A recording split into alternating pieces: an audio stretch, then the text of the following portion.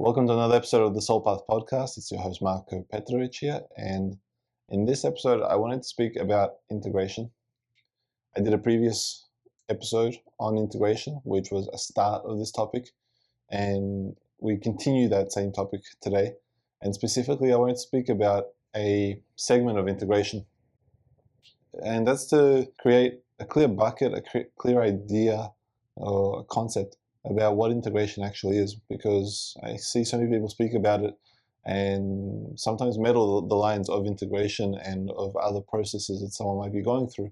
But to make it really, really simple, the whole notion of integration is about becoming whole, about being one, about understanding a holistic aspect of ourselves. And oftentimes what happens is we splinter off into facets of our ego or personas that we play out, and that has us not be integrated. We're disintegrated by the nature of expressing ourselves in that splintered, fractured way.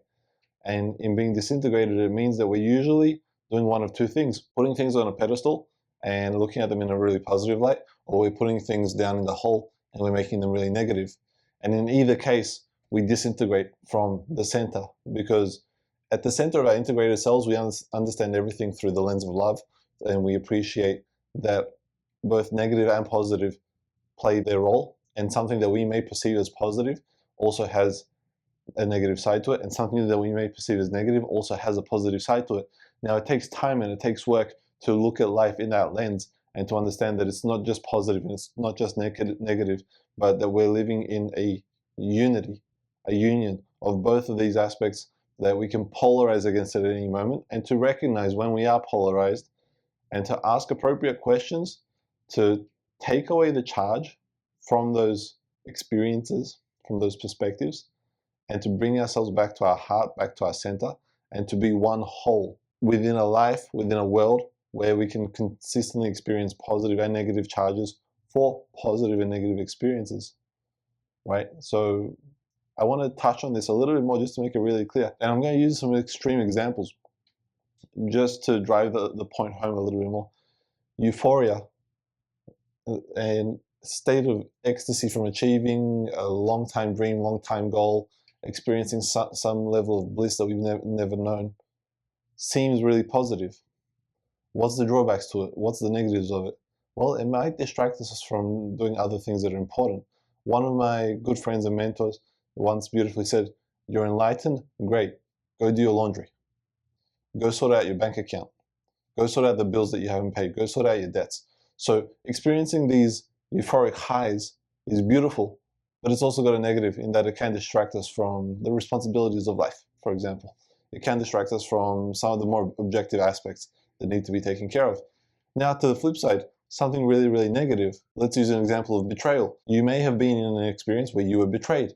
Now, that might seem purely negative and that there's no good that can come of it, but there always is. There's a flip side to it. So what we need to do in both of these aspects to equilibrate the highly positive charge so that it doesn't distract us, so that we can feel what needs to be felt but come back to our center and stay centered, poised, present, focused, clear, here. And same with the negative. In this example of betrayal that I'm using, we need to ask the appropriate questions to bring ourselves back. Well, what's the benefit of this? What do I stand to gain from this experience? How has this improved my life? And it's challenging at first. I know for myself, I speak about in my book, The Soul Path, that I went through an experience of betrayal and it was not easy at all. But I had to look at it and I had to ask appropriate questions and I had to look at my lens on the situation so I could open my aperture and understand that actually this played out in my best favor.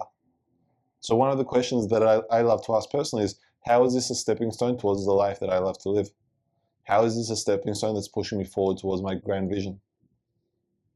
Questions like this allow our imagination to open up and allow ourselves to see experiences that might be seemingly only positive, seemingly only negative, and so that we can draw the light out of that which is dark and negative, and so that we can bring some balance to that which is extremely positive, and so that we can stay centered, present, focused, and taking care of what's most important. And what's most important is being present with our lives, setting clear aims and targets, and living life from a holistic lens.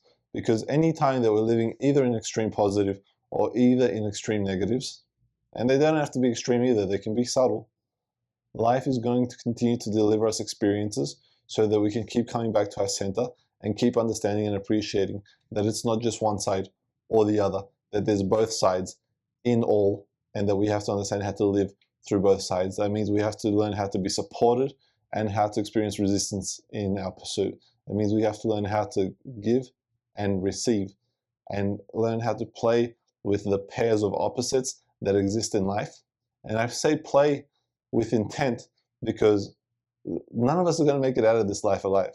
So we might as well take the opportunity while we're here to live an integrated life and play with the pair of opposites and make life the beautiful game that it is, enjoy life for the beautiful game that it is, and create something marvelous with this life that we have.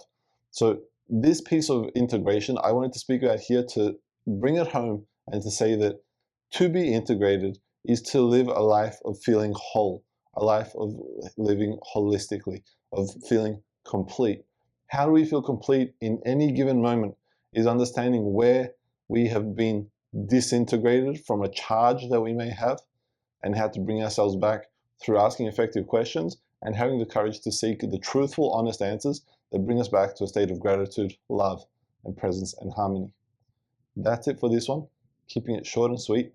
And in one of the future episodes, I'm going to discuss integration for the larger chapters of integrating ceremonial experiences, integrating ritual experiences, integrating longer form processes that sometimes take weeks, months, and years. And that's not to take away from anything I've just said, that this is an overnight transformation to feel integrated. It's not. It can be a process, because sometimes we may not even have the clear awareness to know what it is that we've polarized against. So first off, we have to understand what we've polarized against. Second of all, we have to ask the questions and have the courage to bring ourselves back into gratitude, harmony, presence, and love, and that state of equanimity from which we can live as an integrated being. My message for you here is that it's absolutely possible for every single one of us to live an integrated experience. If you've experienced any kind of challenges, traumas, darkness in life that has you questioning whether or not it's possible, it absolutely is. My life is a testament of that, and that's what I want for you. If you need support with any of this stuff, feel free to reach out. Probably Instagram is the best place to catch me right now. And otherwise, stay tuned for the next episode where I'm going to speak about the longer form integrations and some of the many insights and teachings that I've learned along the way and continue to learn along the way as I put myself through various indigenous practices, ritual processes, ceremonies, etc. See you then.